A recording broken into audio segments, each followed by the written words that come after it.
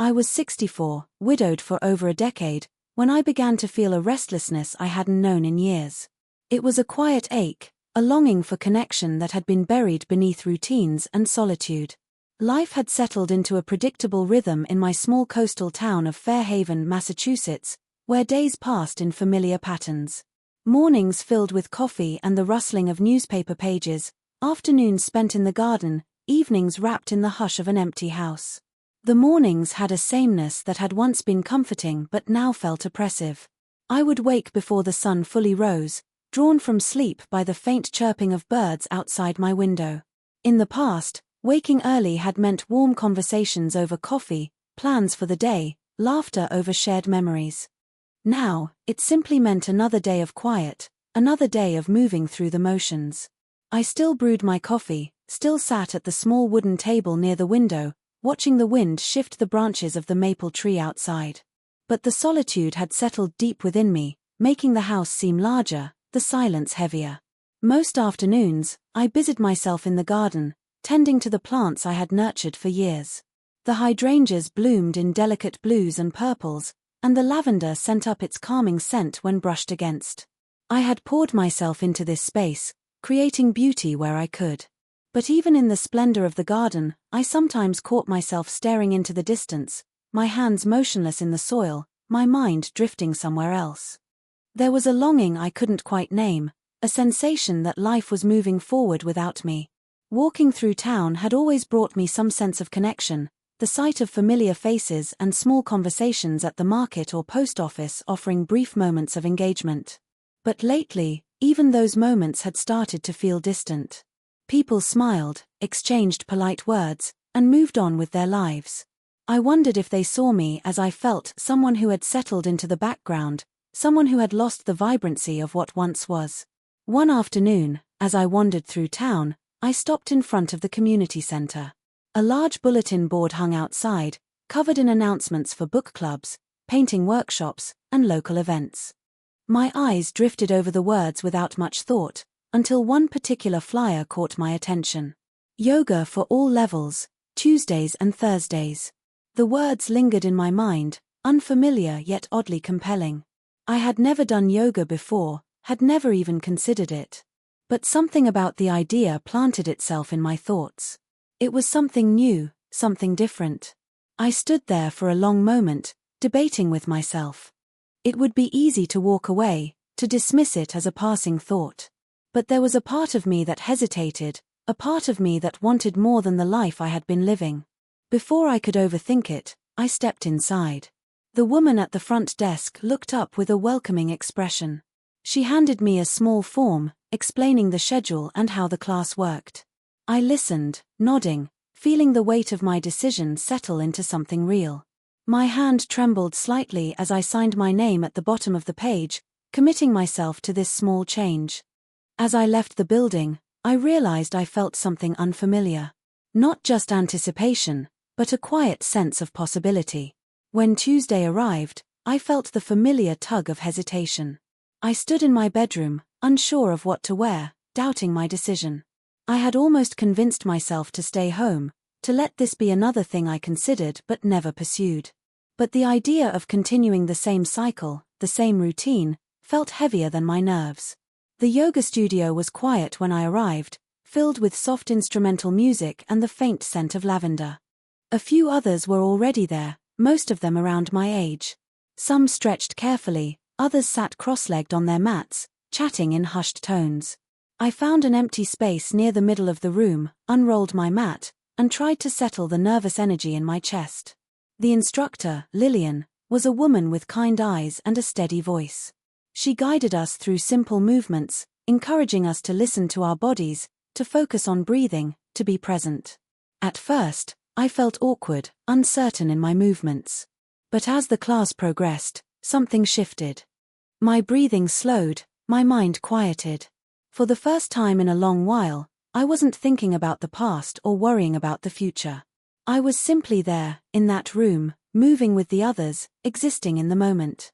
After class, I rolled up my mat with a sense of quiet satisfaction. It hadn't been perfect, but it had been something. A small step forward. As I left the studio, The sun had begun to set, casting golden light over the streets. I walked home with a sense of lightness, as though I had opened a door to something unknown, something worth exploring. That night, as I lay in bed, I realized the restlessness inside me felt different. Not like something missing, but like something waiting to be found. The first few yoga sessions passed without much excitement. The movements were unfamiliar at first, but gradually my body adjusted. It became easier to focus on my breath, to quiet my thoughts, to exist in the present moment. I had expected nothing more than a new routine, a small escape from the monotony of my days. But then, something shifted. One Thursday, as I unrolled my mat in the usual spot near the middle of the room, I felt a change in the energy around me. A new presence had entered the space. He was much younger than the rest of us, tall and lean, with an ease of movement that suggested he had done this before. His dark hair curled slightly at the ends, and there was a quiet confidence in the way he carried himself. He settled in the back of the room, adjusting his mat without hesitation, as if he belonged there just as much as the rest of us. I tried to focus on the instructor's voice, on the gentle stretch in my muscles as I moved through the poses. But my attention kept drifting toward him. He wasn't like the other students. While most of us moved carefully, conscious of our limitations, he moved with controlled fluidity. His posture was strong, his breath steady. There was something compelling about him, something that made it difficult to look away.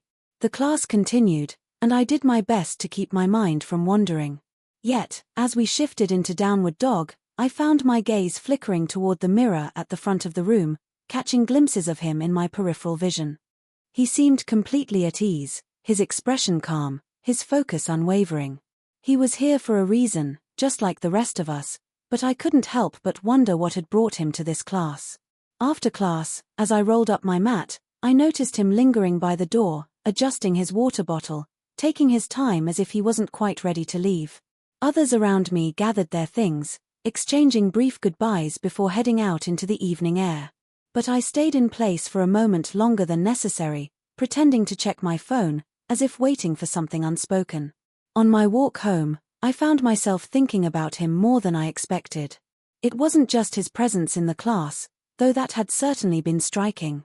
It was the way he seemed so self-assured, so present. He carried none of the hesitation I often felt in this new experience. And yet, despite his ease, there was something unreadable about him, something that made me wonder what had led him to that studio in the first place. Over the next few classes, I became increasingly aware of his presence. Not in an obvious way, not in a way that disrupted my practice entirely. But he was there, and that awareness lingered. I noticed the way he positioned himself near the back, away from the others, yet never seemed distant. He followed the instructor's guidance closely, his movements precise, controlled. And yet, when the class ended, he never lingered too long, always the first to leave, slipping out before any real conversation could begin.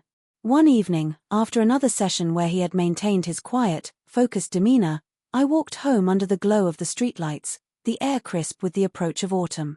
I thought about the way his presence had unsettled something inside me. It wasn't just curiosity, it was something more, something that made my steps feel lighter, my heart beat a little faster. As the weeks passed, I found myself becoming more attuned to his presence. I noticed the way he stretched just a little further than the rest of us, the way his breathing remained slow and steady even in the most difficult poses. He exuded control, as if every movement was deliberate, purposeful. It fascinated me. I told myself it was simply admiration, nothing more. But deep down, I knew it was different. I had spent so many years in quiet solitude, wrapped in the comfort of predictability, and now here was something unexpected. Someone unexpected. And I didn't know what to do with that realization. One class, as we moved through a sequence of slow, deliberate movements, I noticed him glance in my direction, not in a way that was obvious, but in a way that felt deliberate. It was brief, just a flicker of recognition, but it was enough to send a ripple through me. At the end of class, as we gathered our things, I found myself pausing. He was by the door again, as if hesitating. He hadn't left yet. I wondered if he had noticed me the same way I had noticed him. I wondered if he felt the same quiet pull. That night, I couldn't sleep. I lay awake, staring at the ceiling, my mind replaying the subtle moments between us. They were small, barely tangible, but they were there. A shift, a change, something waiting to unfold. And for the first time in years, I wanted to see where it would lead.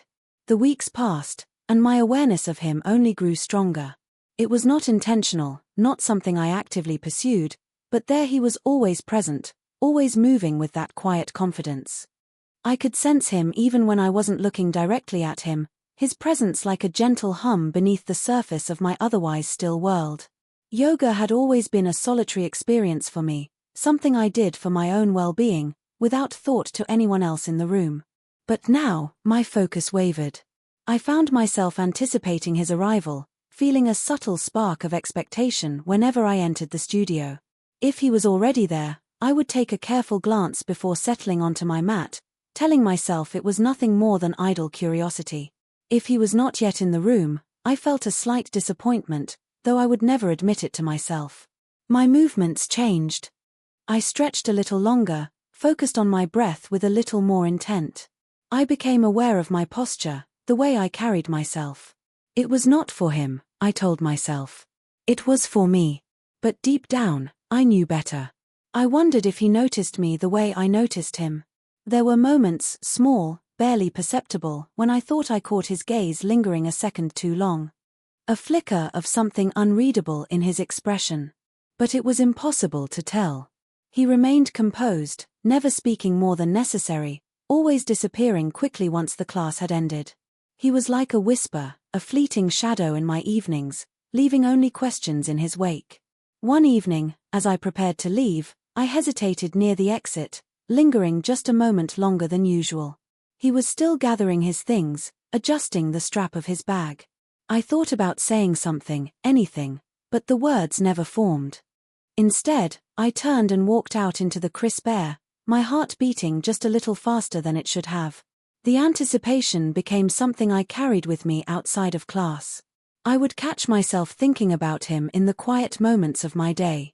As I worked in my garden, my mind would drift to the way he moved, the calm concentration he carried. As I made tea in the evening, I would wonder where he was, what kind of life he led beyond those studio walls.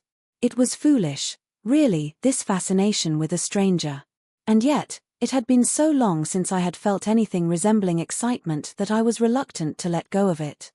One class, as we moved through a slow, balancing sequence, I found myself distracted. My thoughts wandered, my attention split between my own breath and the awareness of him just a few feet away. My foot wobbled, and I lost my balance, stumbling slightly before righting myself. It was such a small thing, barely noticeable, but out of the corner of my eye, I saw him glance in my direction. I wasn't sure if it was amusement, curiosity, or something else entirely, but for the first time, I felt as though he truly saw me.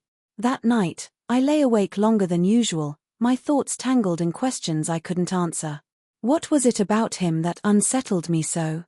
Was it his presence alone, or was it the way he made me aware of my own solitude? Had I truly been content before, or had I simply stopped expecting more from life? I had spent years in the comfort of routine, never questioning the stillness that surrounded me. And yet, in the presence of someone who seemed so quietly certain of himself, I felt as though something inside me had been shaken loose. I wasn't sure whether I welcomed it or feared it. One afternoon, while walking through town, I caught sight of him ahead of me. He was standing near the bookstore, flipping through a book, his head tilted slightly as he skimmed the pages. For a moment, I considered changing my path, avoiding the possibility of an interaction I wasn't sure I was ready for. But then, as if sensing me, he glanced up. I quickly turned away, my pulse quickening. There was no reason to feel nervous, no reason to let this passing moment mean anything. And yet, as I walked on, I felt his presence in a way that lingered long after I had left. The next class, I arrived a little earlier than usual, finding my usual spot and settling in before most of the others arrived.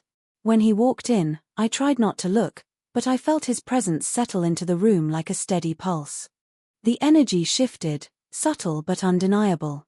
As we moved through the sequence, I found myself more focused than usual. My breath steadied, my movements became deliberate. There was something about the energy between us that made me more aware, more attuned to my own body. And when I held a pose longer than I thought possible, I realized that, perhaps, his presence was pushing me forward in ways I hadn't expected. The next time I stepped into the studio, I knew one thing for certain: I wanted to understand what this feeling meant. And for the first time in a very long time, I was willing to let myself find out. The evening air was crisp as I walked home from the studio, my thoughts filled with quiet reflections on the past few weeks. My fascination had grown, slipping into my daily life in subtle ways, lingering in my mind when I least expected it. I was no longer simply attending yoga. I was seeking something, perhaps even someone, without fully admitting it to myself. One evening, as class ended and I gathered my things, I noticed him standing near the door, not rushing to leave as he usually did. His presence seemed less fleeting, more grounded in the moment. I hesitated, taking longer than necessary to tie my jacket around my waist, pretending to check my phone, though I wasn't looking at anything in particular. The atmosphere between us felt charged in a way I couldn't quite name, as if something unspoken hovered just out of reach. As I stepped outside, I could feel his presence behind me, his footsteps matching mine as we exited onto the dimly lit street. The town was quiet at this hour, the stores closed, only the occasional hum of passing cars filling the silence. My breath formed small clouds in the cold air, and I focused on the sound of our footsteps echoing against the pavement. For the first time, we walked in the same direction, a quiet understanding forming between us without the need for words. My heart beat faster, not from exertion, but from an awareness that something had shifted. I had spent so long in a world of predictable motions, in a carefully crafted solitude, and now, suddenly, the presence of another person felt like an invitation into something new. At the next street corner, I hesitated, debating whether to turn toward home or linger just a little longer. It was an unfamiliar feeling, this pull to remain in the presence of someone without obligation, without expectation. It wasn't about romance, not yet. It was about companionship, about the slow unraveling of barriers I hadn't realized I had built. The wind picked up, carrying the scent of distant rain, and I pulled my jacket closer around me. The moment stretched, full of unsaid things, of questions neither of us voiced. I could have turned away, could have let this night end like so many others before it. But something in me resisted that old pattern. For once, I didn't want to retreat into the safety of solitude. Instead, I stayed. Just a little longer. The next morning, my thoughts were still tangled in the events of the previous night. Over breakfast, I found myself replaying small details, the way the light had reflected off the wet pavement, the quiet rhythm of our footsteps. It was strange how something so simple could hold so much weight. It had been a long time since I had felt the warmth of connection, however unspoken it may have been. Throughout the day, I noticed a change in myself. There was a quiet excitement simmering beneath the surface, a sense of anticipation I hadn't felt in years. I no longer dreaded the long stretches of silence that filled my home. Instead, I found myself wondering if I would see him again, if our paths would cross once more outside of the studio's familiar walls. Later that evening, as I arrived at class, I felt the shift in my awareness the moment he walked into the room. It was as though I had been waiting for him, even if I hadn't admitted it to myself. He took his usual spot at the back, his movements calm and fluid as he settled onto his mat. I felt the energy of the room change, whether because of him or because of me, I couldn't be sure.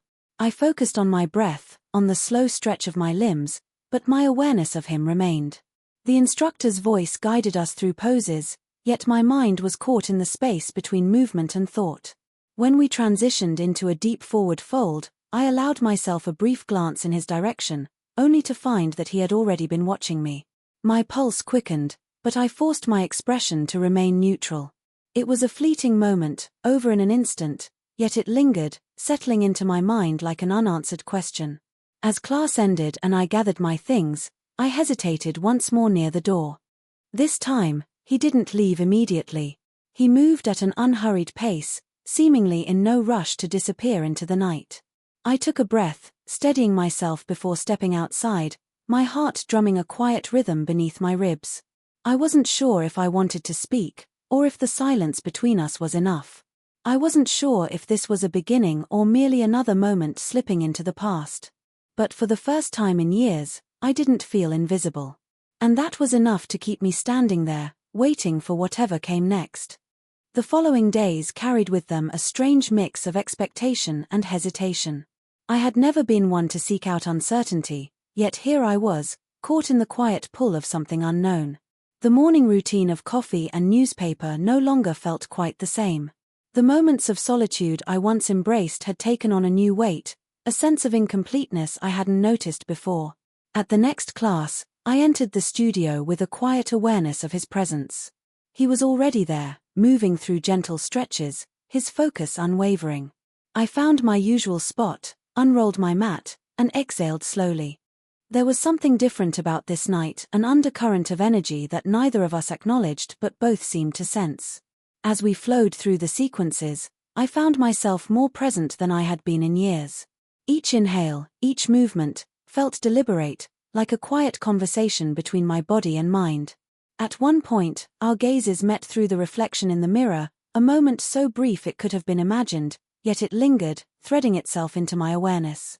When class ended, I gathered my things slowly, my hands lingering on the rolled-up mat, as if waiting for something to happen. He moved with the same unhurried pace, his presence as steady as ever. The others filtered out, their conversations and laughter fading into the evening air, leaving behind only the two of us and the soft hum of the city beyond the studio walls. For the first time, I felt the space between us close in a way that went beyond proximity. It was in the way our movements had unconsciously synchronized, the way the silence between us felt filled with meaning rather than emptiness. And as I stepped outside, I knew that whatever came next, I was no longer content with standing still. The walk home felt different that night. The cool evening air carried the scent of blooming jasmine, and every street lamp seemed to cast a softer glow. My footsteps felt lighter, as though a part of me had shed the weight of the past I had been carrying for so long. The realization came in waves, settling into my chest with each measured breath. Change was no longer something to be feared but something to be welcomed. The following week, I found myself lingering in the bookstore I often passed on my way to the studio. I wandered through the aisles, my fingers tracing the spines of books I had no intention of buying. My mind was elsewhere, drifting between past and present, between hesitation and the pull of something new. Eventually, I picked up a novel, one I had read years ago but barely remembered, and carried it to the register. It was a small act, insignificant in the grand scheme of things, but it felt like a promise to myself to embrace the unknown, to welcome the possibility of something beyond solitude. That night, I sat by my window, the book open in my lap, though I barely read a word. My thoughts were too restless, too filled with what ifs and unanswered questions. The next class, I entered the studio earlier than usual, finding my usual spot and settling in before most of the others arrived. He walked in a few moments later, and though I kept my eyes forward, I felt the shift in the air, the quiet awareness that had grown between us. It was no longer just curiosity, it was something more, something unspoken yet understood. As the class progressed, I let myself fall deeper into the movements, into the rhythm of breath and motion. My mind quieted, and for the first time in years, I felt completely present. There was no past to dwell on, no future to fear, only the steady cadence of the moment. When class ended, I took my time gathering my things, not rushing to leave as I usually did. He did the same, his pace unhurried, his presence steady. As I stepped outside, I felt a gentle sense of ease settle over me. It was a beginning, undefined and uncertain, but I no longer felt the need to resist it. That night, as I lay in bed, I let my thoughts wander without restraint. I thought of the way he moved, the quiet certainty he carried, the way the silence between us had begun to speak louder than words. And as I closed my eyes, I felt something shift within me, a quiet acceptance, a willingness to let life unfold as it would. For the first time in years, I felt awake.